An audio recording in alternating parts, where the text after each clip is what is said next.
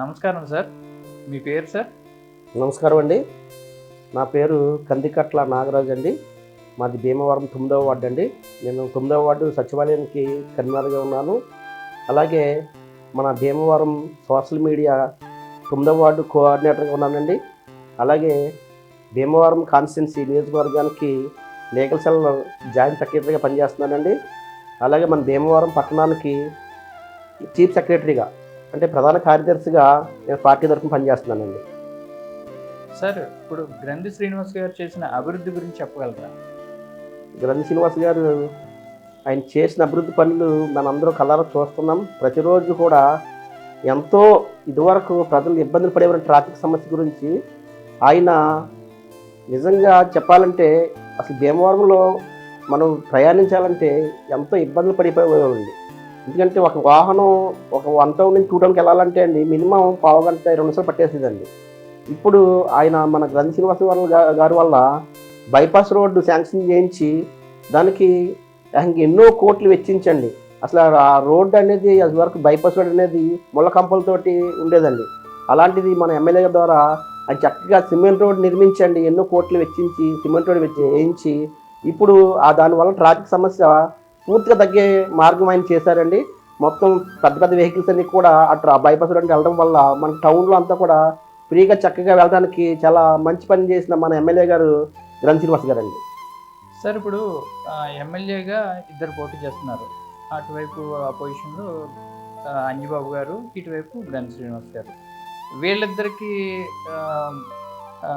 Difference చెప్పగలరా?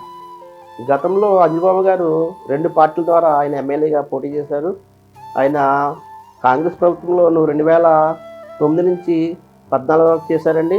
అలాగే 14 నుంచి 19 వరకు టీడీపీ ప్రభుత్వంలో ఎమ్మెల్యేగా పనిచేశారండి. ఆయనకి ఈయనకి వ్యత్యాసం ఏంటంటే అండి, అసలు అంజిబాబు గారు అనే వ్యక్తి ఎవరికి తెలియదు అంతవరకు కూడా భీమవరంలో. ఆయన ఏంటంటే ఏదో అప్పుడు మన దివంగత నేత వైఎస్ రాజశేఖర రెడ్డి గారి యొక్క గాలి, అతని యొక్క మంచి పనులు, ఆరోగ్యశ్రీ అలాంటివి అన్నీ పెట్టడం వల్ల, అతని యొక్క పాదయాత్ర చేసి అందరూ ప్రజలు కనుక్కోవడం వల్ల అతని యొక్క గాలిలో అంజిబాబు గారు ఏదో గెలిచారు కానండి. 2009లో అసలు అంజిబాబు గారు నాకు భీమవరం పట్టణానికి అసలు ఎవరికీ తెలియదండి. కానీ దురదృష్టం ఏంటంటే ఎవరికి తెలియకపోయినా వైఎస్ రాజశేఖర రెడ్డి గురించి ప్రజలందరూ ఓట్లు వేసి అతను ఎమ్మెల్యే చేశారు. అలాగే 2014లో కూడా ఆయన ఎన్డీఏ పొత్తు పెట్టుకుని ఇలాగ BJP, TDP, Janasena, CPM, CPI ఇలాగా ప్రభుత్వాలు పొత్తులు పెట్టుకుని ఆయన ఎమ్మెల్యే అయ్యాడు తప్ప 2014 కూడా అతను ఎమ్మెల్యే అయ్యే క్యాండిడేట్ అయితే కాదండి. ఇతనికి వ్యత్యాసం ఏంటంటే అంజిబాబు గారు అసలు ఇవాళ మనం వెళ్ళి అంజిబాబు గారు కలవాలంటే అతని యొక్క అనుచరులు ఉంటారండి ఆఫీస్లో. వాళ్ళ ద్వారా వెళ్ళి ఆయన కలవాలి తప్ప నేరుగా మనం వెళ్ళడానికి ఉండదు. ఒకవేళ అనుచరుల ద్వారా వెళ్ళినా ఈరోజు వెళ్ళి రేపు పొద్దున్న వెళ్తే రేపు ఎవరు మీరు అని అడుగుతారండి. అదే మన గ్రంథి శ్రీనివాస్ గారు అయితే అండి చిన్న పెద్ద తేడా ఏముండదండి. ఆయన డైరెక్ట్గా వెళ్ళిపోవచ్చు, ఎవరు అనుచరులు అక్కర్లేదు. డైరెక్ట్గా మనకి ఏ సమస్య ఉన్నా సరే మన ఎమ్మెల్యే గారి ఆఫీస్కి వెళ్ళి అలా నిలబడితే చాలు, ఆయన ఏ సమస్య వచ్చిందని కనుక్కొని వెంటనే దానికి పరిష్కార మార్గం ఆయన చేస్తారండి. అది అంజిబాబు గారు అయితే చట్టం తను చేసుకెళ్ళిపోతుంది అని చెప్పి నిమ్మక నీరుతున్నట్టుగా ఏ పని చేయకుండా అతను కాలయాపన చేయటం, అది ఈ ఇరువురికి వ్యత్యాసం అండి. 2019లో మనకి 3 ఎమ్మెల్యేగా పోటీ చేశారు. తర్వాత కరోనా వచ్చింది. కరోనా వచ్చినప్పుడు ఎవరు వచ్చి ప్రజల్లో నిలబడ్డారు? నిజంగా చెప్పాలంటే కరోనాలో గ్రంథి శ్రీనివాస్ గారు ఆ ప్రజలందరికీ అందుబాటులో ఉండి ఆయన ప్రజల యొక్క సమస్యలు తెలుసుకుని ఎవరికైతే ఈ ఆక్సిజన్ కంటైనర్లు కావాలో, ఎవరికైతే క్వారంటైన్ కావాలో అన్నీ కూడా దగ్గరుండి ఎంతోమంది ప్రాణాపాయ స్థితిలో ఉన్నప్పుడు ఈ గ్రంథి శ్రీనివాస్ గారు ఎమ్మెల్యేగా ఉండి ఆయన ప్రాణానికి అడ్డుపెట్టి బయటకు వచ్చి ఎప్పటికప్పుడు హాస్పిటల్ సిబ్బందిని అతను వెంటాడి ప్రజలకి ఎవరికి నష్టం రాకూడదని చెప్పి ఆయన ప్రాణాలని భీమవరం యొక్క నియోజకవర్గ ప్రజల్ని ఆయన కాపాడిన వ్యక్తి అండి. నిజంగా ఎమ్మెల్యేగా పోటీ చేసిన వ్యక్తులు ఎవరైతే అంజిబాబు గారు అలాగే పవన్ కళ్యాణ్ గారు ఉన్నారో వాళ్ళు అసలు ఎక్కడున్నారో కూడా ఎవరికి తెలియదండి. మరి ఎక్కడ పారిపోయి దాక్కున్నారో కూడా తెలియదండి. కనీసం అసలు ఎవరిని ప్రకటించడం కూడా లేదండి. నిజంగా గ్రంథి శ్రీనివాస్ గారు అనే వ్యక్తి ఆ భీమవరంలో ఆ కరోనా సమయంలో ఆయన ఎమ్మెల్యేగా లేకపోతే ఈ భీమవరం ప్రజలు అనేక మంది చనిపోయే పరిస్థితి అయితే ఉందండి. సార్, ఇప్పుడు ట్రాఫిక్ సమస్యను తీర్చడానికి మనకి రైల్వే వాళ్ళు 100 టన్నులు వేశారు. దానికి మన ఎమ్మెల్యే గారు ఎలా కృషి చేశారు? ట్రాఫిక్ సమస్య అనేది ఈ అండర్ టైనల్లో రైల్వే ట్రాక్ నుంచి కింద నుంచి బ్రిడ్జెస్ అనేవి 4 బ్రిడ్జెస్ మన భీమవరం పట్టణానికి వేయటం గల కారణం అందరూ ఏదో సెంట్రల్ గవర్నమెంట్ చేసింది అది అంటారు కానండి, దానికి కృషి చేసింది అయితే మన ఎమ్మెల్యే గ్రంథి శ్రీనివాస్ గారండి. ఆయన ఎప్పటికప్పుడు ఆ సెంట్రల్ గవర్నమెంట్ సిబ్బందితోటి ఆఫీసర్స్తో మాట్లాడి అది ఎంత స్పీడప్ చేసి నిజంగా మనం చూస్తున్నాం. ఇప్పుడు మన భీమవరం పట్టణంలో ఏ మూలకి వెళ్ళాలన్నా ఆ టన్నెల్ నుంచి కింద నుంచి చక్కగా వెళ్ళిపోయే మార్గం అయితే ఉందండి.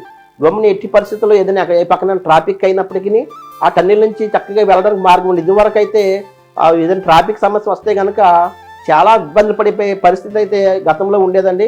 ఇప్పుడు ఆ టన్నెళ్ళు మన రైల్వే వారి ద్వారా మన గ్రంథి శ్రీనివాస్ గారు మాట్లాడి చక్కగా ఎప్పటికప్పుడు వాళ్ళ దగ్గరికి వెళ్ళి వారితో మాట్లాడి దగ్గరుండి ఆ సమస్య నిజంగా తీర్చడం అనేది అది ఒక మన ఎమ్మెల్యే గారు మన గ్రంథి శ్రీనివాస్ గారికే అది చెందుతుందండి. దాని యొక్క కృషి నిజంగా ఇప్పుడు ప్రజల్లో పడే ఇబ్బందులు లేకుండా చక్కగా ఆయన ప్రజలందరూ కూడా ఈ రోడ్డు మార్గం గుండా వెళ్తున్నారంటే దానికి కారణం కూడా మన గ్రంథి శ్రీనివాస్ గారు అండి. సార్ ఇప్పుడు మీరు ఉంటున్న వార్డు 9వ వార్డు సార్. అవునండి. 9వ వార్డులో వాటర్స్ ఎంత సార్? మా 9వ వార్డులో 4000 ఓటర్స్ ఉన్నారండి ప్రజెంట్. గ్రంథి శ్రీనివాస్ గారికి ఎన్ని ఓట్లు పడవచ్చు? గ్రంథి శ్రీనివాస్ గారికి అండి 4000 ఓట్లకి కొన్ని ఓట్లు పోలవకపోయినప్పటికీ కనీసం సుమారుగా 3000 ఓట్లు సుమారుగా ఆయన పోలే అవకాశం అయితే ఖచ్చితంగా ఉందండి. సార్ ఇప్పుడు మనకి జిల్లా కేంద్రం రావడానికి గ్రంథి శ్రీనివాస్ గారు చేసిన కృషి మీరు చెప్పగలరా? నిజంగా ఎవరైనా సరే ఒక పదవి ఇస్తున్నారంటే ఆ పదవి కోసం ఎంతో ప్రాకులాడతారు. ఎవరిని పట్టుకోవాలి, ఎలా రికమెండ్ తెచ్చుకోవాలి ఏంటి అన్నది తిరుగుతారు. అలాంటిది మన గ్రంథి శ్రీనివాస్ గారికి వచ్చిన అవకాశం మినిస్టర్, ఆ మినిస్టర్ పదవిని ఆయన వద్దనుకుని మన భీమవరం పట్టణాన్ని డెవలప్ చేయని ఉద్దేశంతో మన ప్రియతమ నాయకులు గౌరవనీయులు సీఎం జగన్మోహన్ రెడ్డి గారి మినిస్టర్ పోస్ట్ కావాలా లేదా మీ భీమవరానికి జిల్లా కేంద్రం కావాలా అని అడిగినప్పుడు నాకు మినిస్టర్ పోస్ట్ ఇవ్వకపోయినా పర్వాలేదు, నాకు జిల్లా కేంద్రమే కావాలి, మా భీమవరం ప్రజలు సురక్షితంగా ఉండడమే నాకు కావాలని చెప్పి ఆయన ఆ పదవిని వదులుకుని ఈరోజు భీమవరానికి నిజంగా జిల్లా కేంద్రం తేవడం చాలా హర్షణీయం అండి. ఈ జిల్లా కేంద్రం తేవడం వలన ఈరోజు గతంలో ఏలూరు మనకి జిల్లా కేంద్రంగా హెడ్గా ఉండేదండి.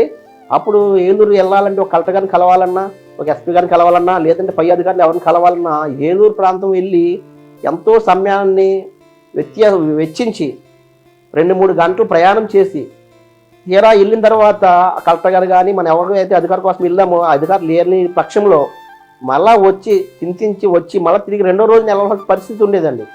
ఈరోజు మన భీమవరంలోనే జిల్లా కేంద్రం ఏర్పడడం వల్ల జిల్లా కలెక్టర్ గారు, అలాగే ఎస్పీ గారు, అలాగే పెద్ద పెద్ద ఆఫీసర్లు అందరూ కూడా ఈరోజు మన భీమవరంలో తిరుగుతున్నారండి. మన వాళ్ళని కలవాలంటే ఒక 5 నిమిషాల్లో వెళ్ళి వాళ్ళు కలిసి మన యొక్క సమస్యలను తెలియపరుచుకుని మన యొక్క అర్జీని పెట్టుకునే పరిస్థితి ఈరోజు గ్రంథి శ్రీనివాస్ వల్లనే ఇది మనకి ఇక్కడ వచ్చిందండి. సార్ మీ విలువైన సమయాన్ని వెచ్చించి మా స్టూడియోకి వచ్చి చెప్పినందుకు మీకు ధన్యవాదాలు సార్. నమస్కారం అండి.